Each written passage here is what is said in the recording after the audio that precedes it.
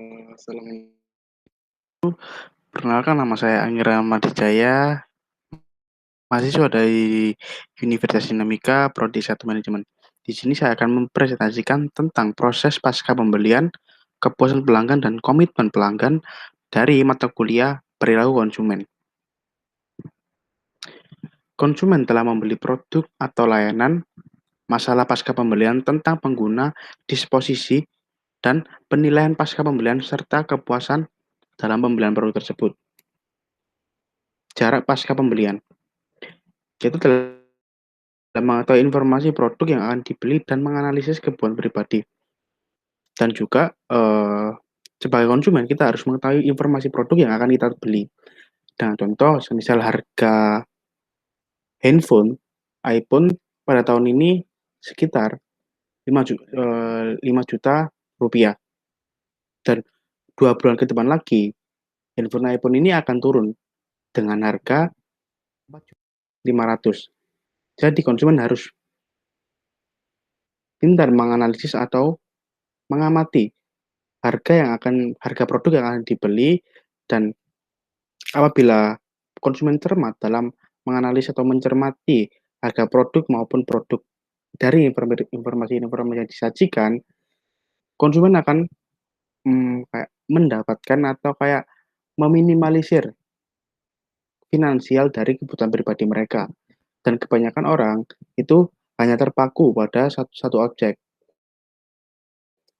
Dengan kata lain, semisal yang lagi hype sekarang itu beredar bahwa iPhone 12 itu sudah bisa dibeli di kalangan masyarakat Indonesia.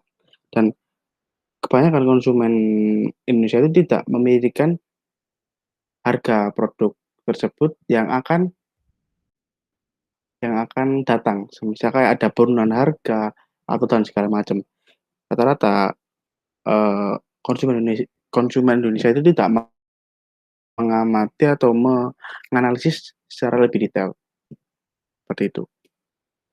Penggunaan produk sebagian besar pembeli konsumen melibatkan pengambilan keputusan nominal atau terbatas, dan karena itu menimbulkan sedikit atau tidak ada disonansi pasca pembelian. Produk non-use itu adalah untuk banyak produk dan sebagian besar layanan, keputusan untuk membeli dan mengonsumsi dibuat secara bersamaan. Dengan contoh bahwa saya akan makan atau menghadiri acara teman saya yang berada di restoran tersebut. Sedangkan adik saya itu hanya membeli bahan makanan dari supermarket yang akan nanti disiapkan waktu makan malam. Seperti itu perbandingannya. Watak yaitu pembuangan produk atau wadah produk dapat terjadi atau setelah penggunaan produk.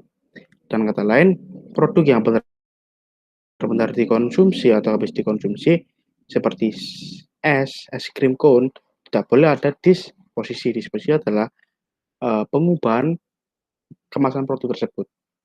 Itu. Disposisi produk dan strategi permasalahan. Keputusan disposisi mempengaruhi keputusan pembelian baik dari individu yang membuat disposisi dan individu lain di pasar untuk dikategorikan produk tersebut. Pendapatan yaitu adalah tingkat pendapatan rumah tangga dikombinasikan dengan akumulasi kekayaan yang menentukan daya belinya. Dan kata lain juga pendapatan juga perlu dipertimbangkan dalam keputusan pembelian atau membeli suatu produk. Dengan kata lain hanya memantau atau menganalisis produk tersebut, tapi secara ekonomi atau secara finansialnya tidak mencukupi untuk membeli produk tersebut. Mungkin bisa dialihkan untuk kebutuhan yang lainnya. Dan untuk keinginan yang akan dibeli itu mungkin akan ditahan dulu apabila sudah memenuhi finansial dan bisa memenuhi kebutuhan yang lainnya. Usia itu bentuk media yang mana kita gunakan, tempat kita berbelanja, bagaimana kita menggunakan produk, dan bagaimana kita berpikir dan merasakan tentang kegiatan pemasaran.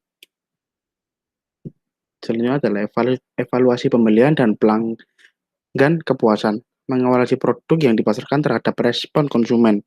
Hal ini sudah banyak di kalangan pengusaha atau pembisnis yang lainnya. secara dasar mengevaluasi produk. Hal ini sangat penting bagi beberapa perusahaan dan respon pelanggan juga sangat dikarenakan evaluasi pembelian atau evaluasi produk atau respon produk ini sangat berkembang berkembang untuk dari sisi positif perusahaan. Jadi perusahaan bisa mengetahui kesalahan atau kurangnya produk yang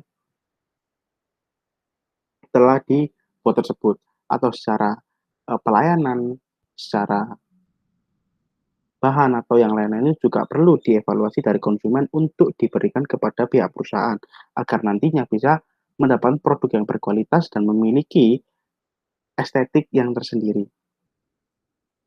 Proses evaluasi alternatif tentu seperti produk, merek, atau gerai retail dipilih karena dianggap sebagai pilihan keseluruhan yang lebih baik daripada alternatif lain yang dipertimbangkan dalam proses pembelian. Respon kepuasan. Kepuasan pertama adalah apakah akan mengambil tindakan eksternal atau tidak.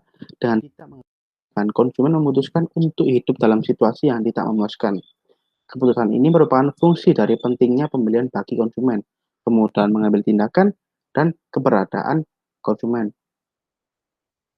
Sebagian besar konsumen jarang untuk melakukan respon kepuasan terhadap pembelian maupun ada yang melakukan respon terhadap produk yang dibeli. Dengan kata lain, dengan contoh seperti kita membeli suatu makanan di GoFood. Nah, itu kan sudah ada tertera instruksi-instruksi apa yang akan diberikan kepada si ojol tersebut. Dengan kita memberi instruksi sendiri, kita memberikan arahan sendiri, itu pasti akan mengetahui dari sisi ojolnya untuk kayak mengantarkan lebih baik dan tidak ada terjadi apa-apa di dalam produk tersebut.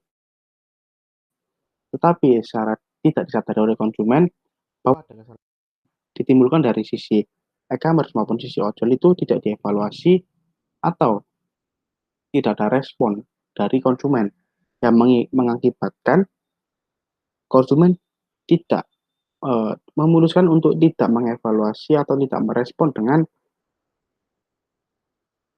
kepuasan yang diambil tersebut. Pembelian secara berulang, pelanggan berkomitmen, dan strategi permasalahan. Langkah-langkah penting ini dalam mengembangkan strategi pemasaran untuk segmen tertentu adalah menentukan tujuan yang dikejar. Ada beberapa kemungkinan berbeda. Yang pertama adalah menarik pengguna baru ke kategori produk, menangkap pelanggan pesaing saat ini, mendorong pelanggan saat ini akan lebih banyak, mendorong pelanggan saat ini untuk menjadi pembeli tetap, dan yang kelima adalah mendorong pelanggan saat ini untuk menjadi pelanggan yang berkomitmen. Untuk tadi 5 poin ini, tentunya bagi perusahaan itu sangat membutuhkan waktu yang lama untuk beradaptasi dari poin tersebut untuk mendapatkan konsumen-konsumen yang bisa dibilang setia. Dalam menggunakan strategi pemasaran ini, mungkin ada feedback atau timbal balik yang sangat besar bagi perusahaan, tetapi juga harus menganalisis konsumen yang akan dituju. Dengan artian, kita harus melakukan riset terlebih dahulu, menganalisa lebih dahulu bagaimana watak dari konsumen tersebut, dari mengetahui kayak respon ataupun perilaku dan segala macam.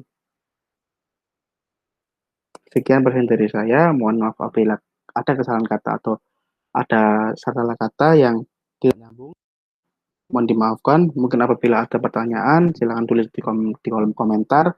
Sekian terima kasih. Wassalamualaikum warahmatullahi wabarakatuh.